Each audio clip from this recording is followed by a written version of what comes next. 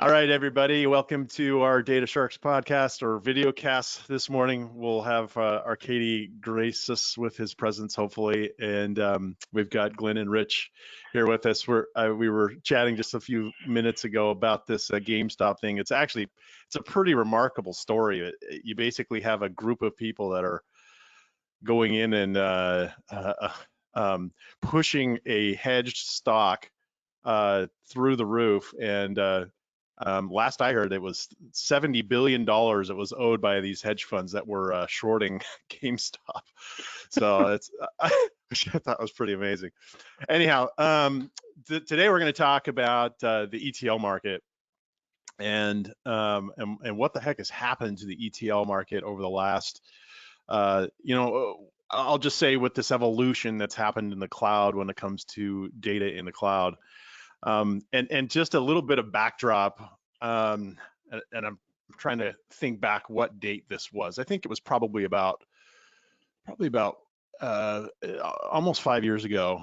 I was at a conference. It was a sales kickoff of at one of the ETL vendors, and I won't say who, but I'm standing there and I'm talking with them about their direction for their integration tooling, and I said, I just don't understand why you guys aren't focusing on native cloud storage systems like S3 and Snowflake. Have you heard of Snowflake? And they're like what's Snowflake? I mean, why would we do that? We're going Hadoop.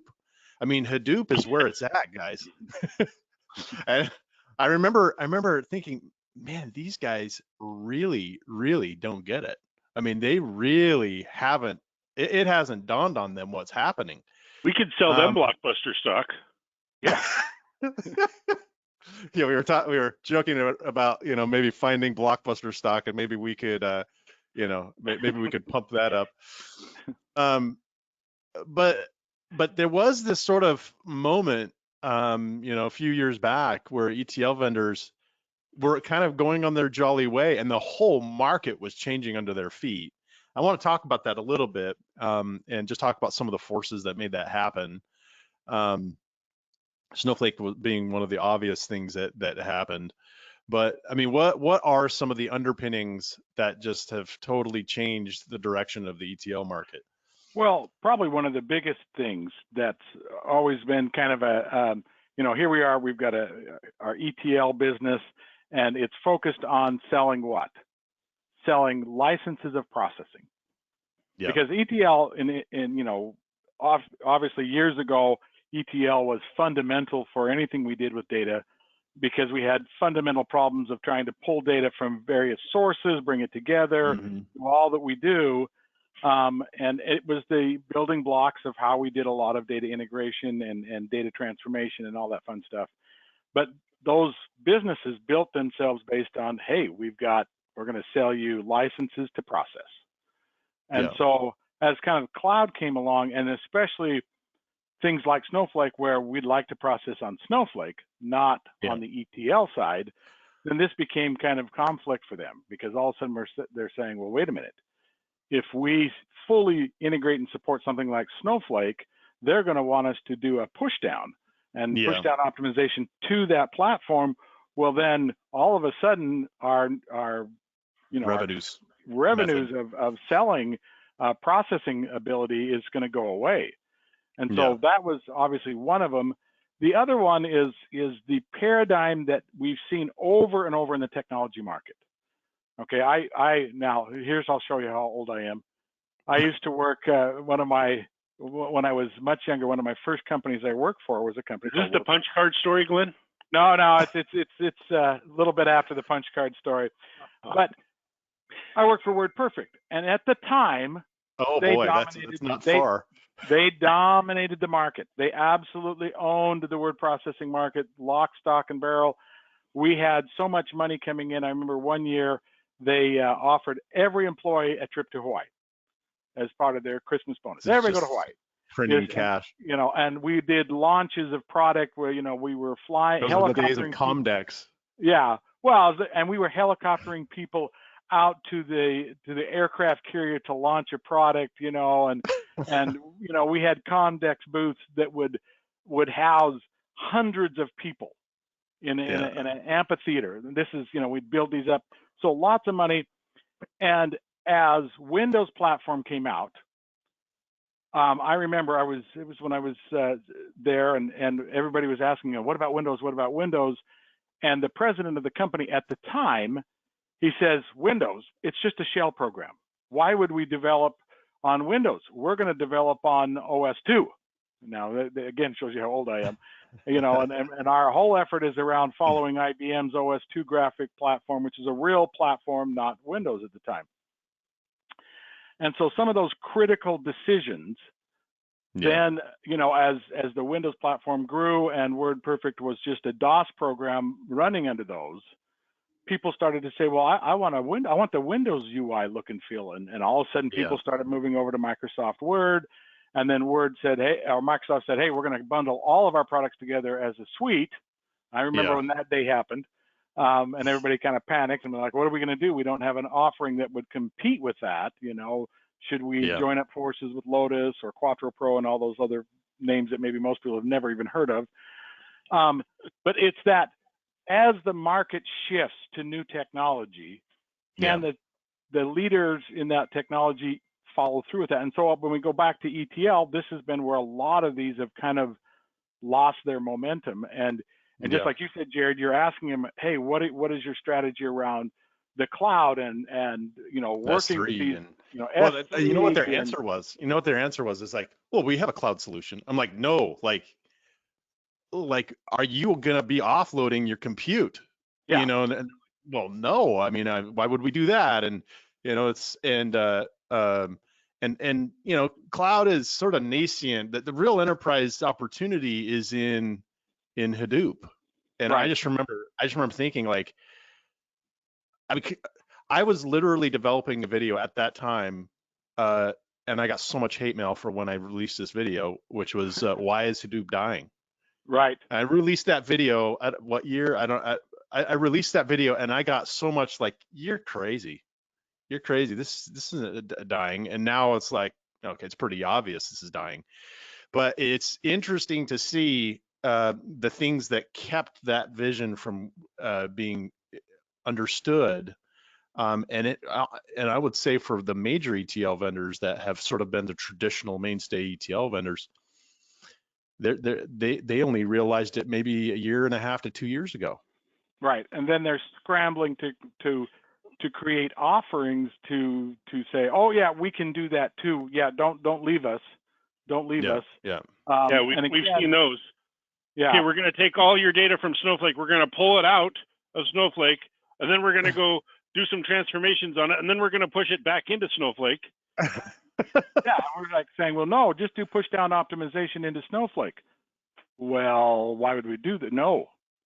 And it could be done. It certainly could be done. All the technology's there, but it falls back to what's your licensing, you know. And so it's really where technology and ETLs have fallen into this, you know, catastrophically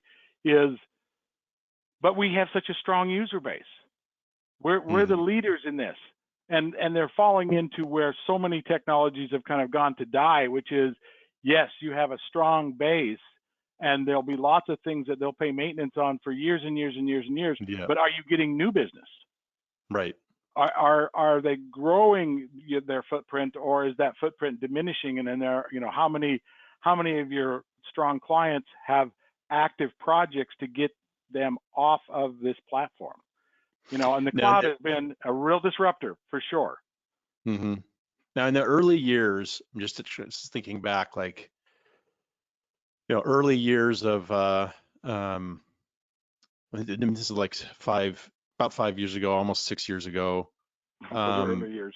Yeah, well, they're early years in this problem. Well, yeah, with this situation, and I think about the architectures that we were laying down, and I remember clients being like, you know, what the heck are some of these technologies that we've got that we're putting in here? I mean, like, I've never heard of this tool that's doing our CDC here. So we'd have these CDC tools that we're bringing in that are names that they've never heard of before. And they're like, well, what about some of these other tools, like, naming the traditional vendors? And we're like, well, the work effort to build up that flow is extensive.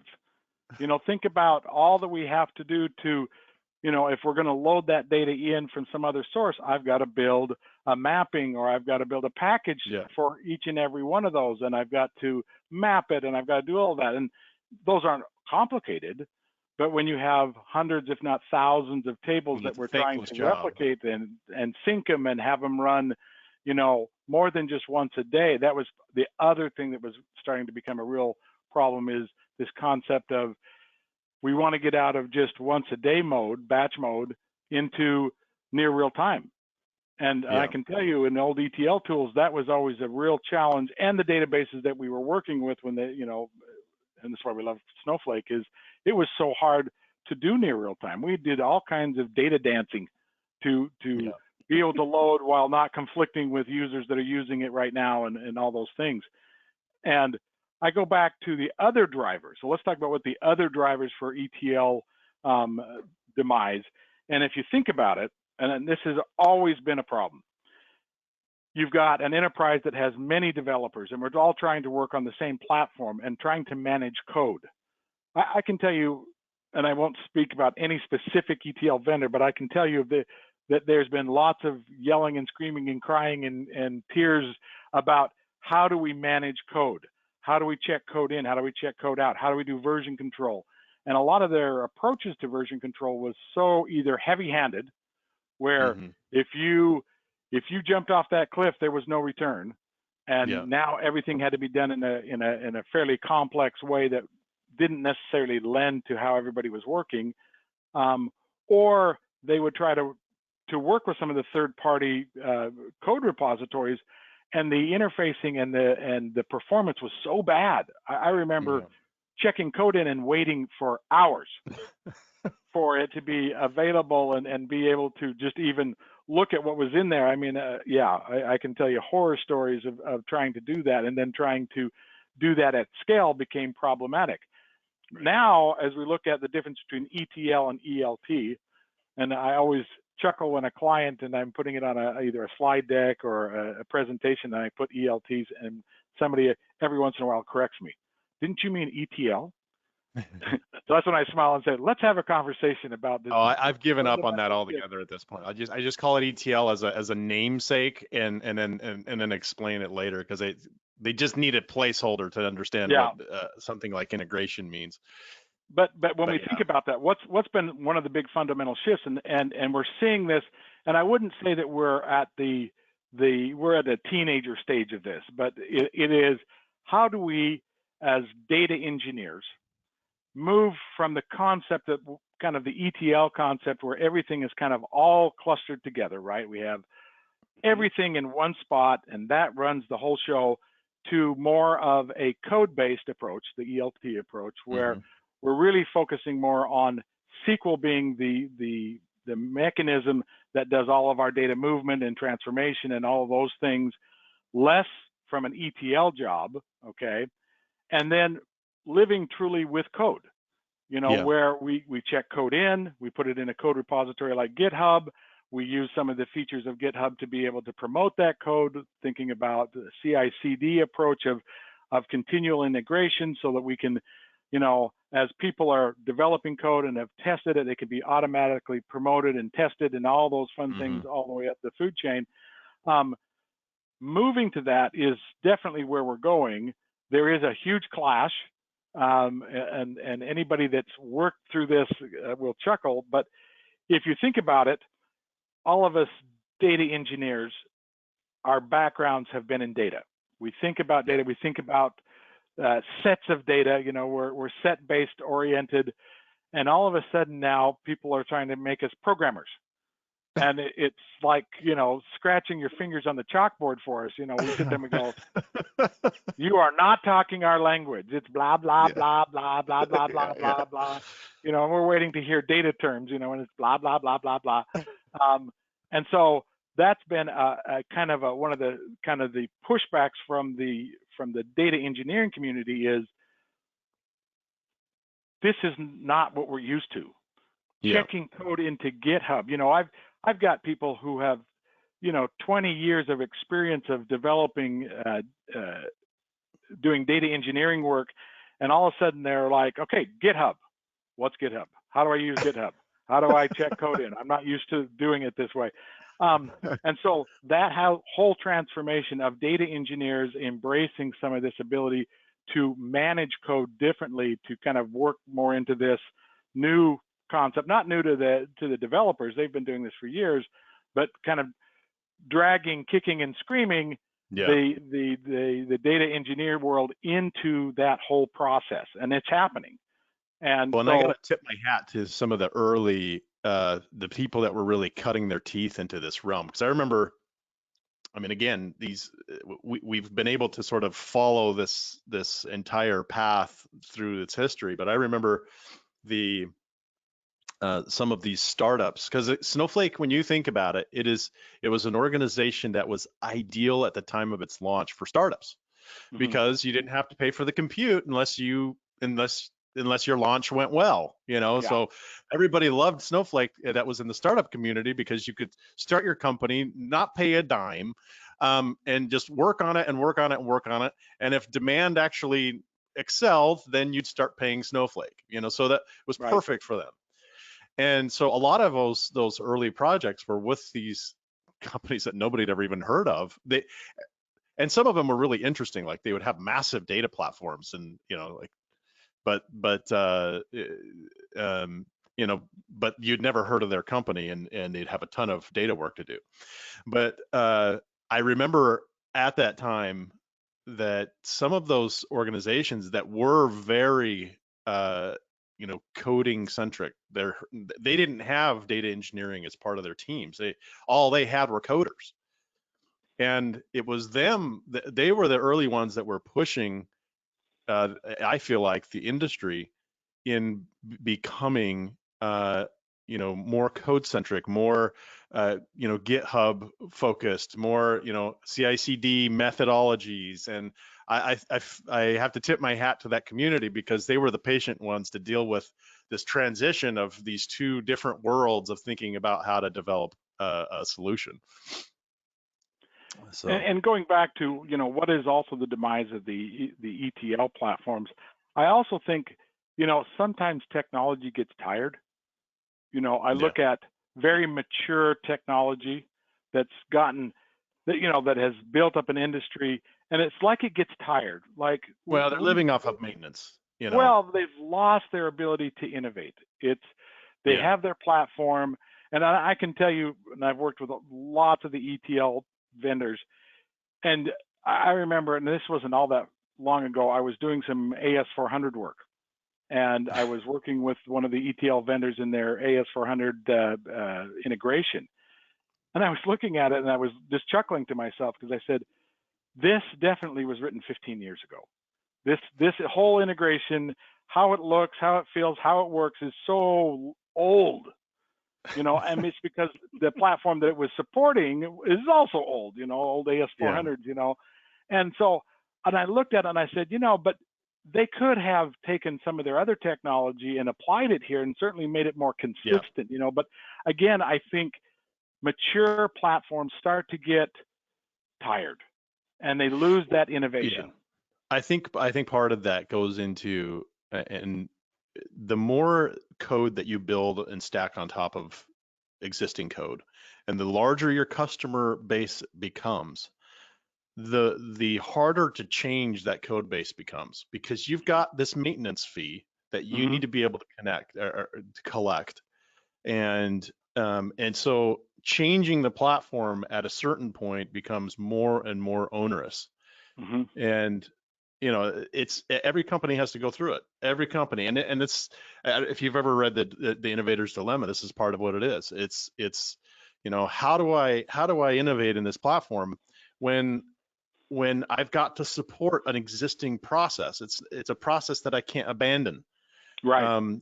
And so then you get this new entrant, and they force a adoption of a new process, and it's always janky. I mean, on the first Wow, few or not only iterations.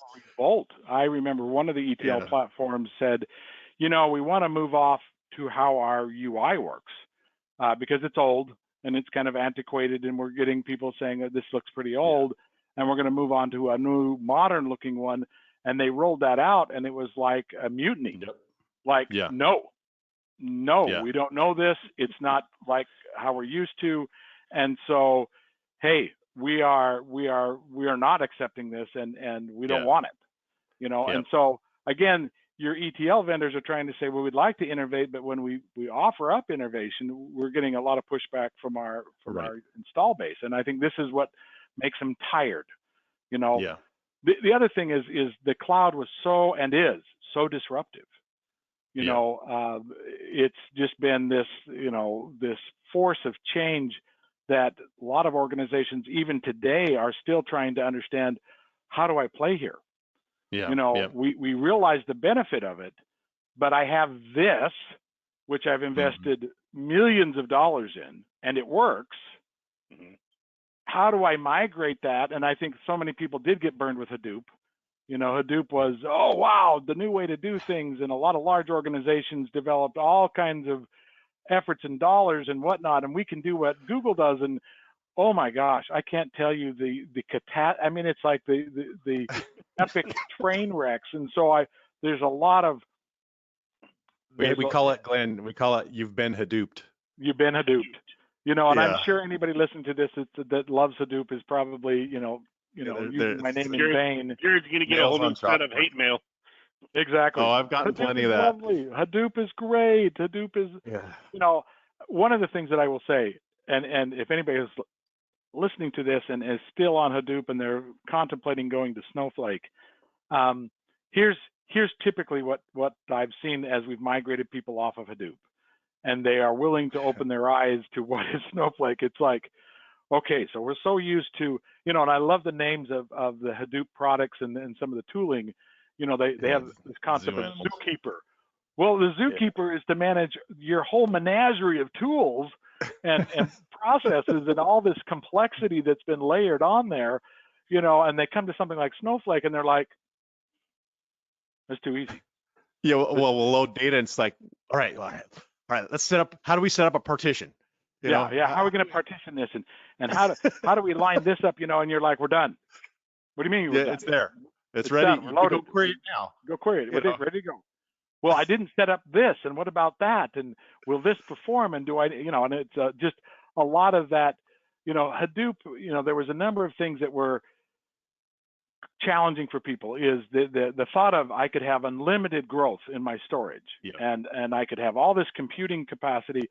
Really, for so many people that were suffering from compute challenges and storage challenges, this offered kind of that panacea of, oh wow. But implementation of it and getting it to work in a performant state was just nightmarish. And I'm gonna say a couple of things, and I'll probably get hate mail, but we kind of went from Hadoop, and then we said, well, that's a little too complex for most people. We like the concept of, so let's go to file-based data lakes. Yay, let's go do that. So then everybody ran over to the data lake, and at best they built swamps and put a lot of effort and money into shoving files off to the cloud and filling it up, and then trying to figure out, well, how do we talk to this stuff?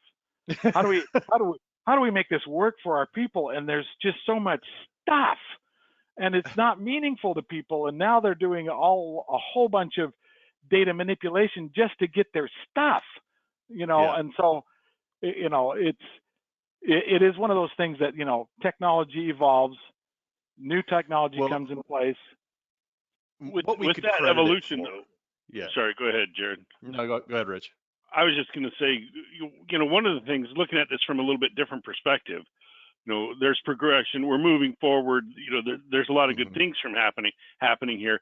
But with this, what are there new challenges that are being introduced? Oh, yeah. What are the challenges? I mean, because that's another thing that a lot of people, it's like you talk about, people get all excited. Oh, we're going to Hadoop. You know, there's a lot of people that get excited about going to Snowflake and going to ELT. You know, the change in the way things are going, but there are some challenges, and so no I doubt. kind of wanted to talk about that a little bit too. You know, you got to go in eyes wide open and know what's going on.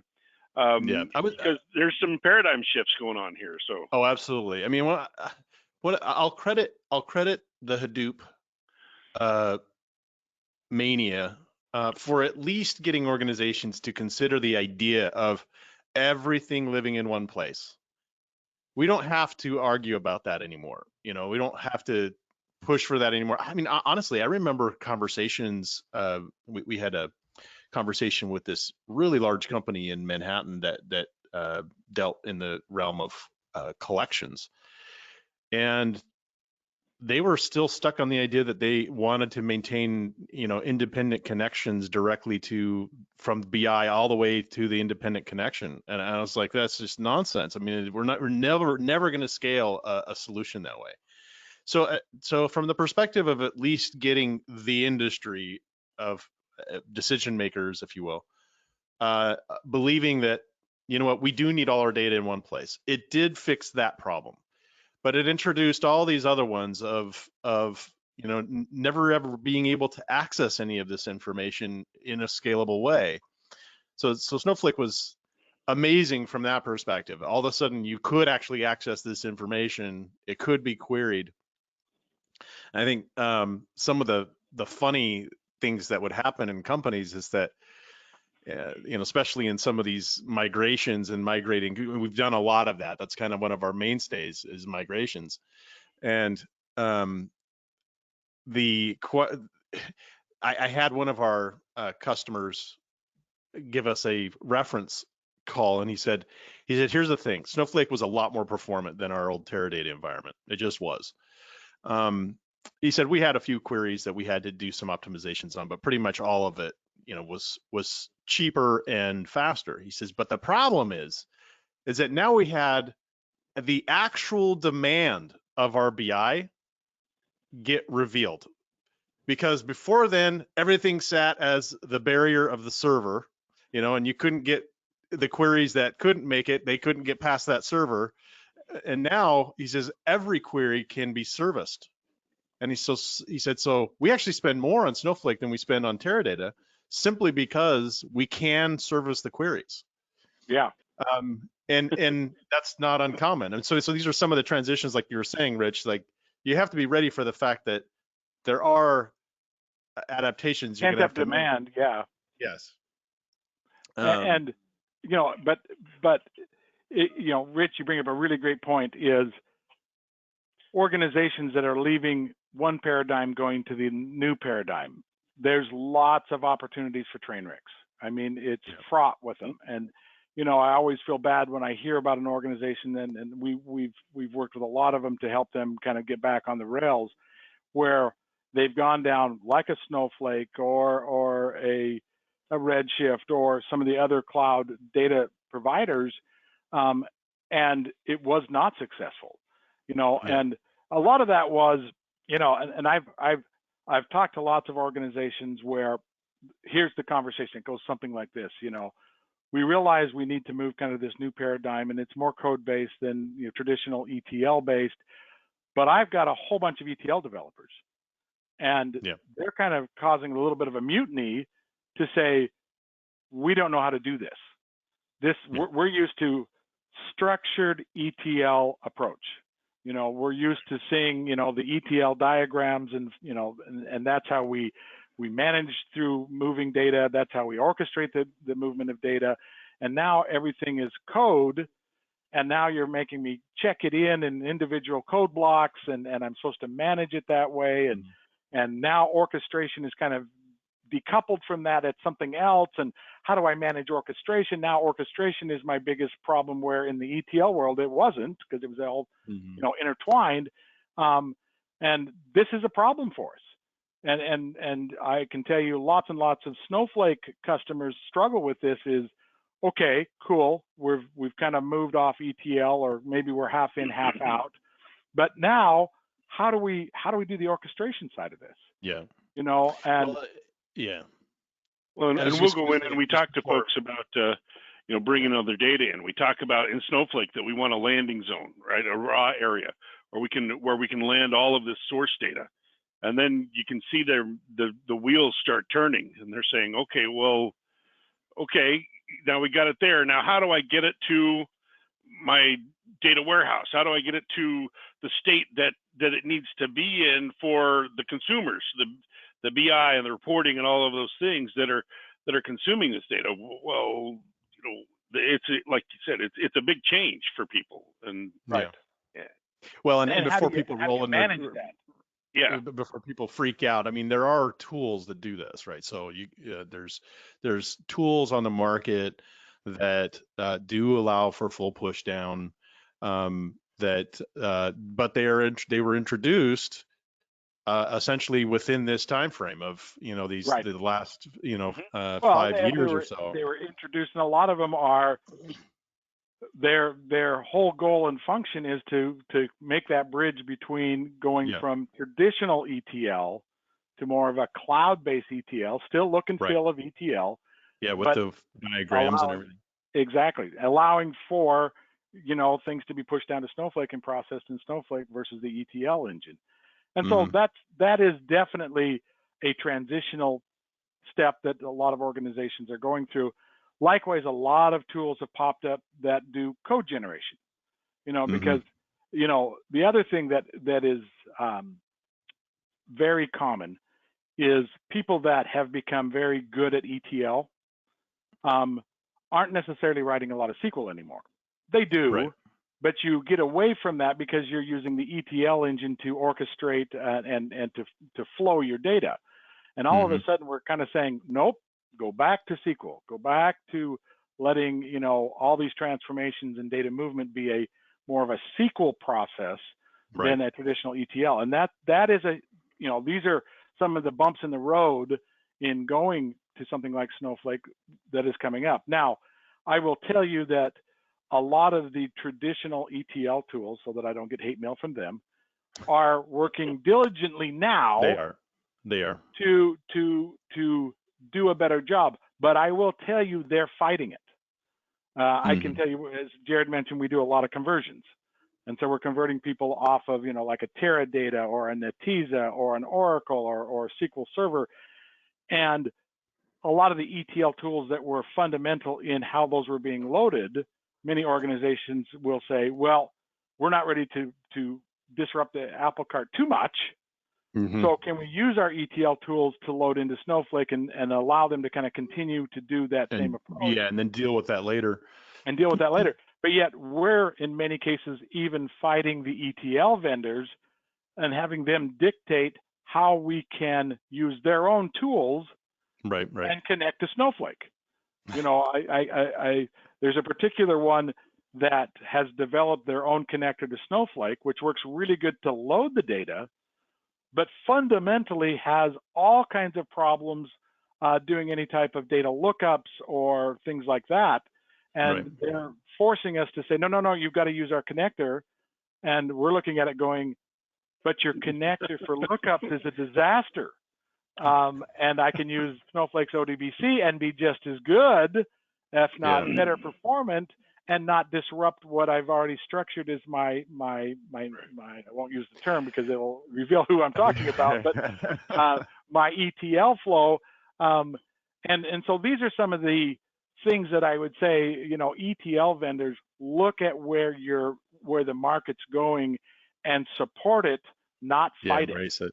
Yeah, don't fight it. Move where the market wants to go. I mean, we've gotten to the point in some cases where vendors have fought us so much that we've been forced to use our own loader. Like we have something that we developed, and we use it all the time, our own little data loader. I don't know if you want to talk a little bit about what it is, but essentially, yeah. Well, go ahead. So it just boils down to this, as you're loading data into Snowflake, there's lots of cases where we need to load files that are coming off of whatever system, and the source of data is not the database itself, but it's some file, whether we're getting it from a vendor or we're getting it off of a mainframe or whatever the source is, we get a file. And so we got tired of manually loading those or coming up with ways. And so we said, well, let's build something that allows us to integrate with Snowflake a lot better and make the loading process not only efficient, but attuned to how Snowflake loads. So, Yeah. you know, if anybody's worked with Snowflake a lot, you know that when we do a copy into, there's kind of a sweet spot for a maximum file size of data we're loading in there. And that's around 100 megs. And so if somebody's handing me a 32 gig file, right, which we're seeing a lot of, especially with when we're doing migrations, yes, and loading history. You know, we're seeing lots of that where we've got, you know, tables, billions and billions of rows that we're getting in files that we've got to get loaded into Snowflake. How do we do that performantly, and how do we make it easy? And when you think about it, there's no middle ground for this, right? There's SnowSQL, which is a serial loader, which isn't good for this kind of scenario.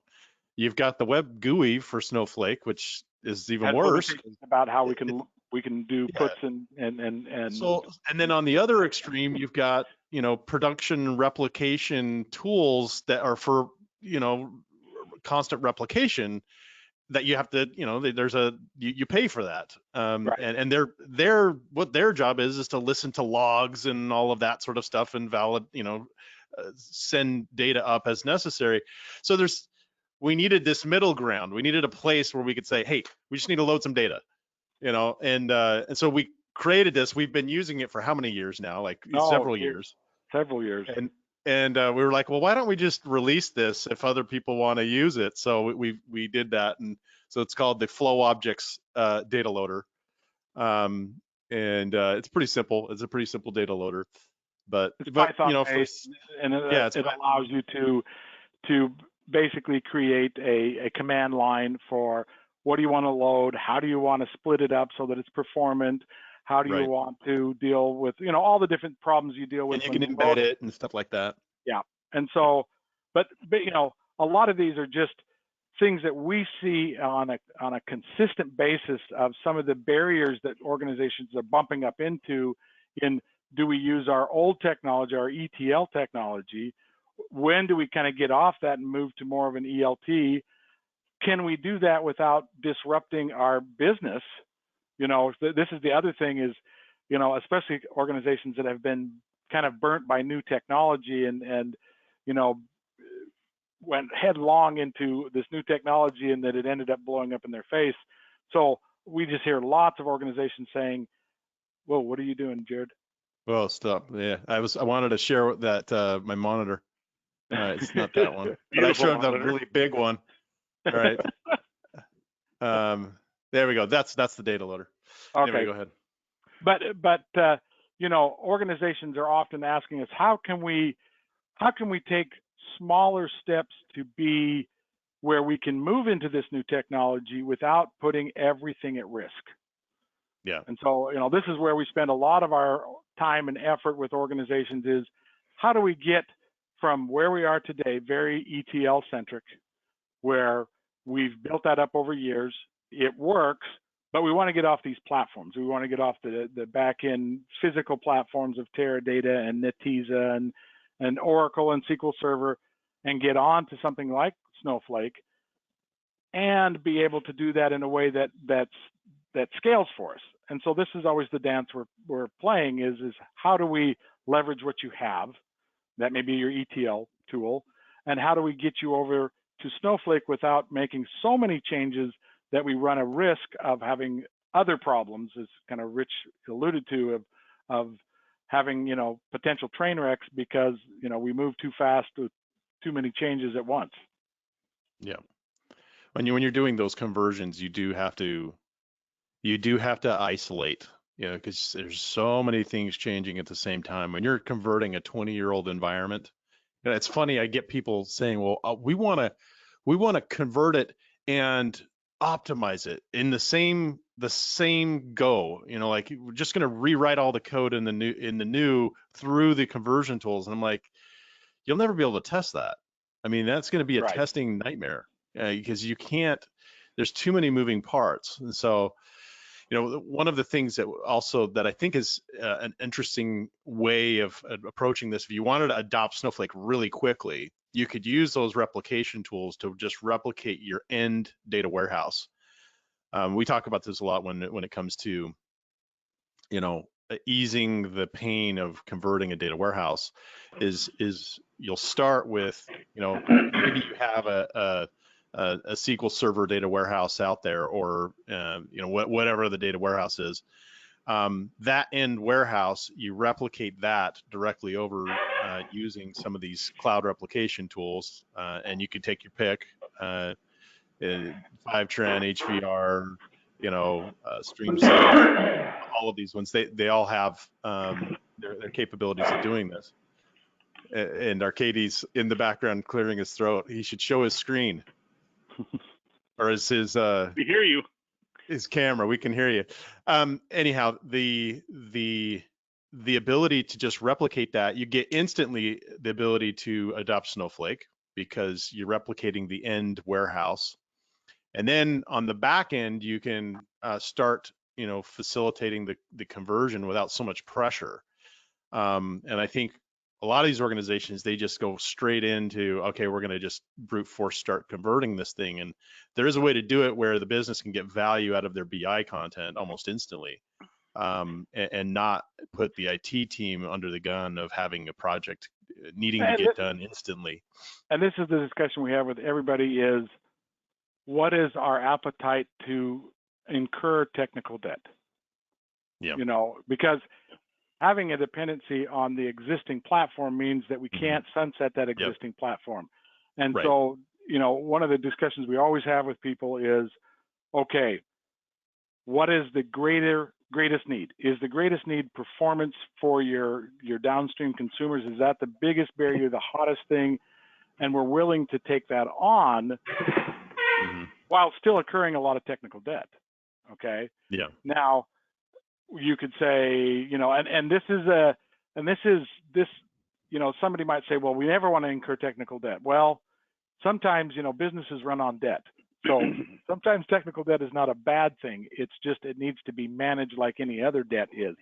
And you need to recognize it and document it and understand that it's there, and make sure everybody understands that it's there. And then you've got a plan of how you're going to deal with that moving forward, just like any other debt, right?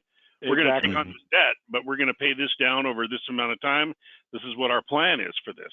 And people don't think about that with the technical debt. It's just as important to plan for and understand that in these type of implementations as it is for the other type of debt. So the sunsetting and planning out that some closure with it. It's tough for some of these organizations that have put so much into these ETL tools. I mean, they really have married themselves to these ETL tools. So it's not like every organization is just rushing to get off of these systems, because they understand the amount of effort, the sheer amount of effort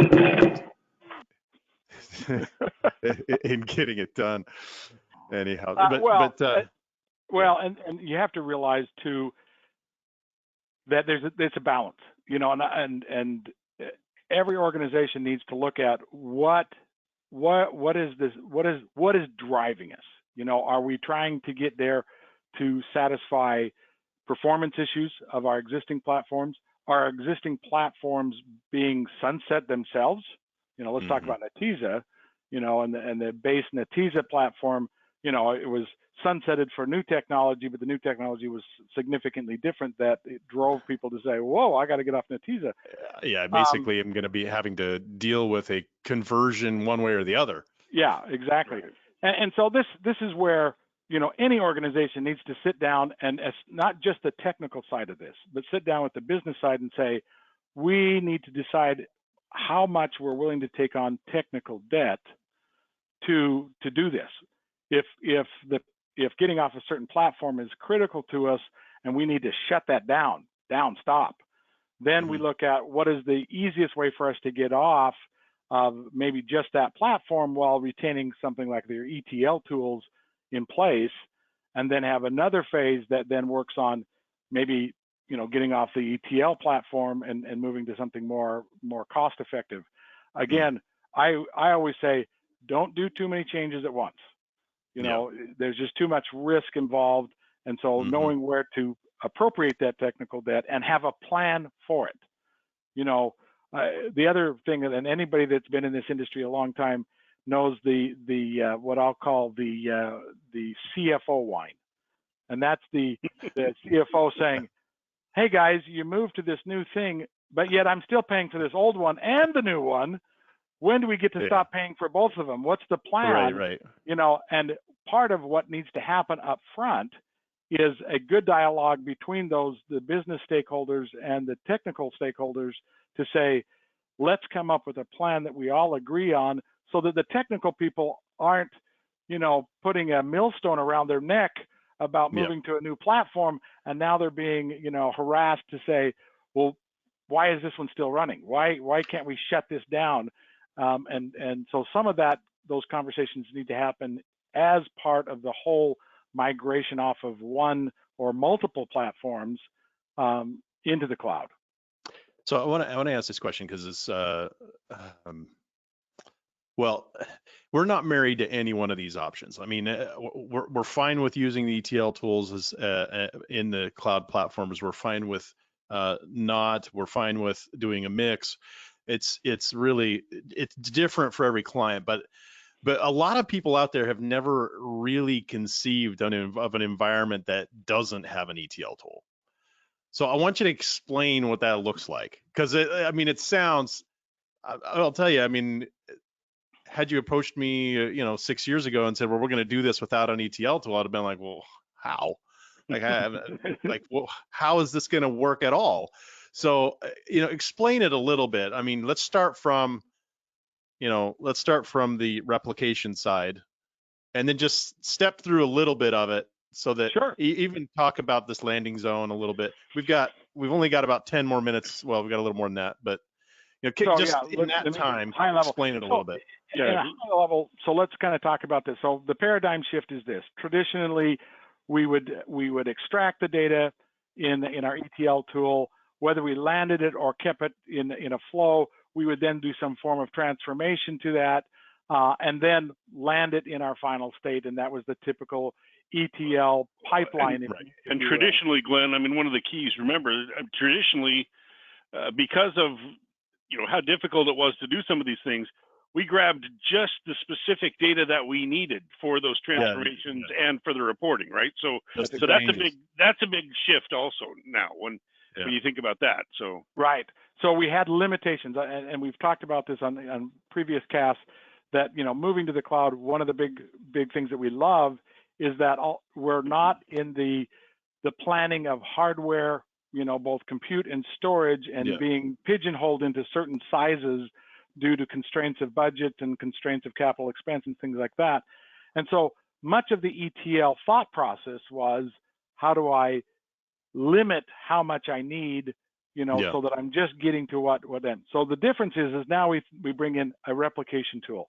We are pulling larger amounts of data in wholesale. You know, instead of bringing just one or two columns out of a table, we bring the whole table in. And we're bringing that in and keeping it in sync and bringing that into this whole raw stage of data here. Then this is that landing zone? Into the landing zone. So now I've got all my raw data in there in its entirety, in my landing zone.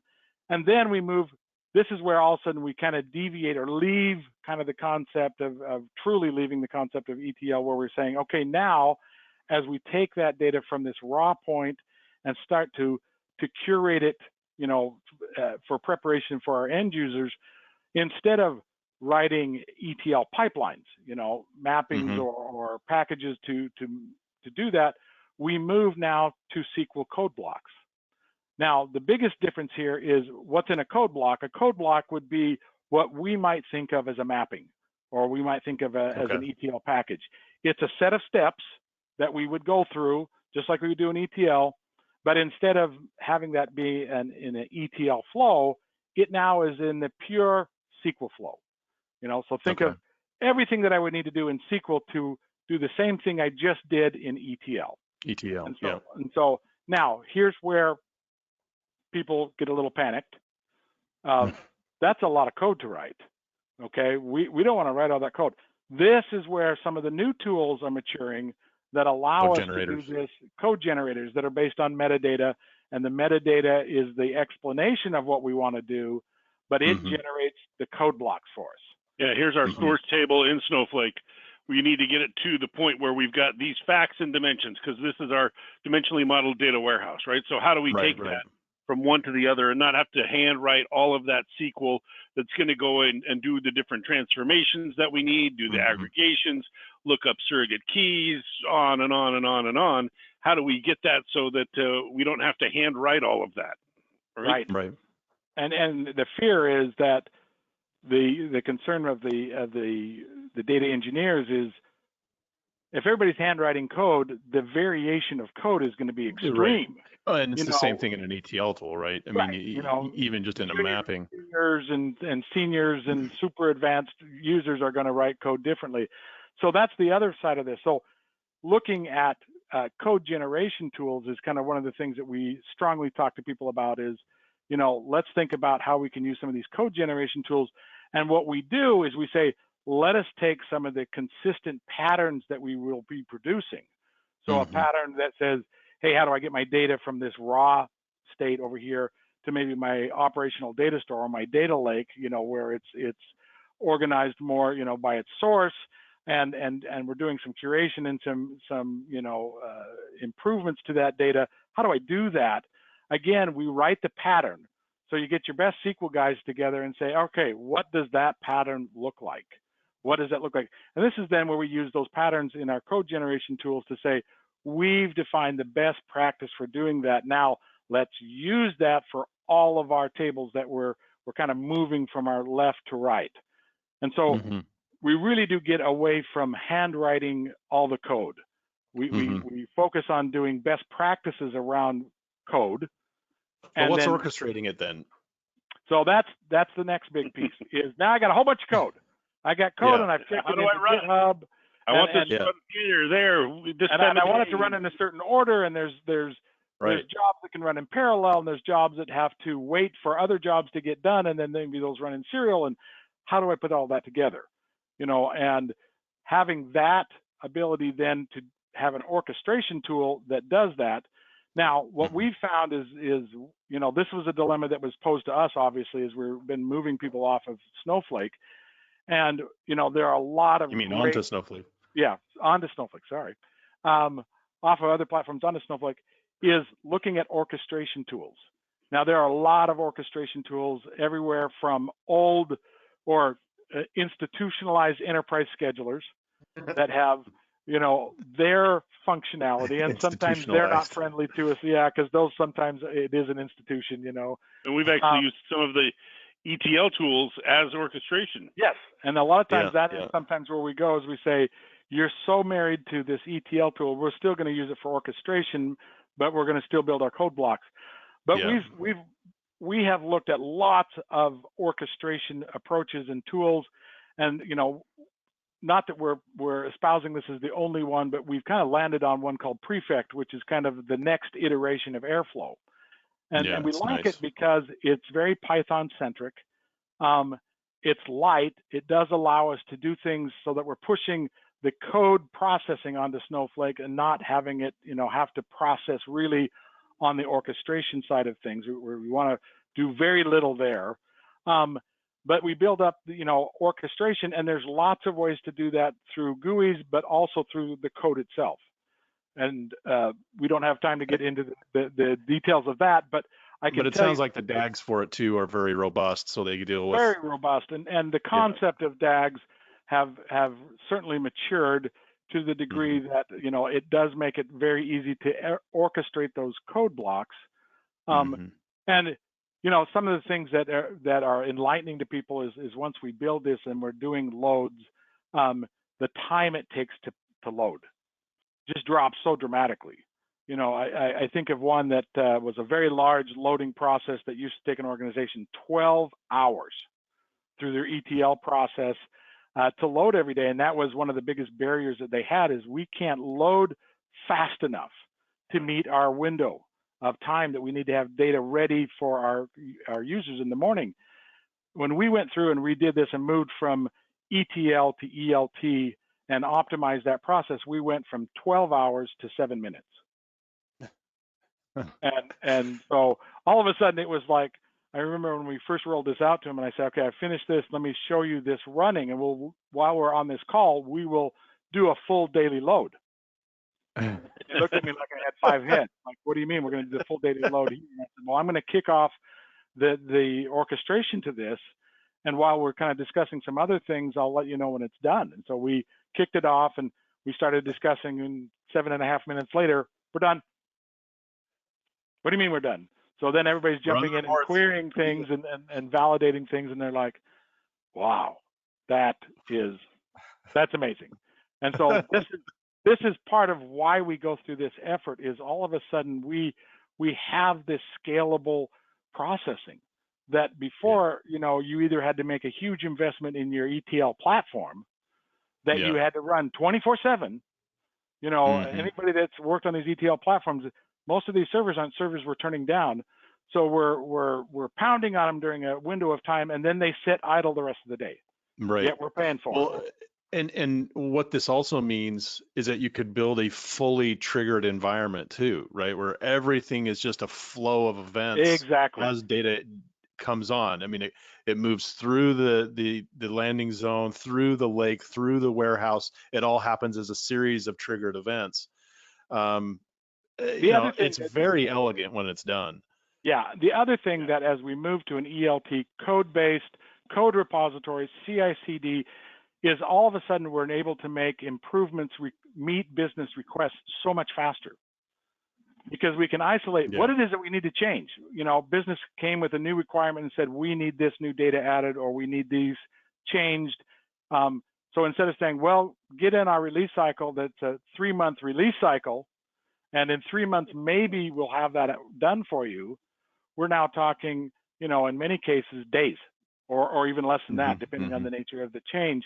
And because we've kind of chunked everything up into true code that can be managed through Git repositories and a CI/CD process that allows us to check code in, run it through its paces, do all the testing, and kind of automatically move it up the release cycle. All of a sudden now we're talking a whole new paradigm for getting data to our business consumers, which is why we do this much faster. And there's a lot of pieces of this too, right? I mean, in the old world, the old paradigm, right? Part of how long would it take just to get a new data set into your QA environment to test those changes? Oh, could be, depending on the complexity and what was involved. Conversations. A long time. And now it's there. It's there. Boom. Yeah, it's We're instant.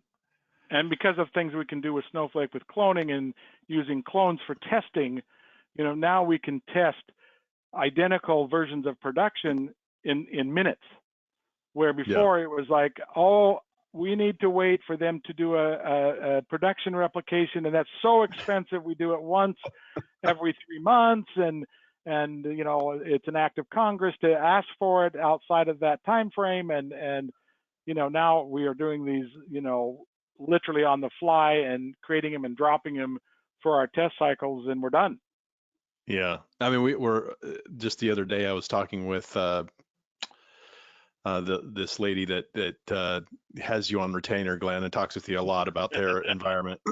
They have the most interesting use case of data. They literally supply the data to all of the news agencies, all the tickers that you see. It's all real time. Everything is happening real time. So to just talk with her about her, their setup, it's just so intriguing to me it's so elegant to have all of these events be all triggered, all in real time. And I mean, think about that in comparison to where we were only 5 years ago, where everything was just like this, or 6 years ago, batch. Everything was just this big batch event. And if you had any real time, and trying to do real time required us to hop between 2 different databases and flip them back and forth, and couldn't do anything really to the data that people had in their hands right now because it would disrupt them, and we just didn't have those abilities. Yeah. So that was a great session, guys. We've hit the top of the hour. Go check out Flow Objects. Go see what that's all about. It's some really interesting tools for Snowflake. And Glenn and Rich, we'll catch you all next week. We'll catch everybody later. We'll see you. Have an excellent Ciao. day. Thanks, everyone.